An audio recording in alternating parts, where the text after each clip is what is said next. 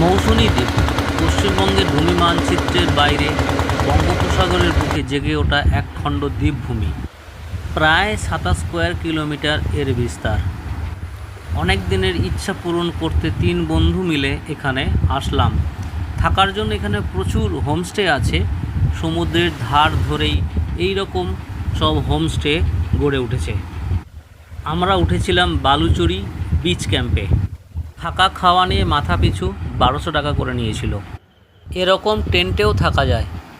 বর্ষা আর ঝড় বৃষ্টির দিনগুলি ছাড়া সারা বছরই এখানে আসা যায়।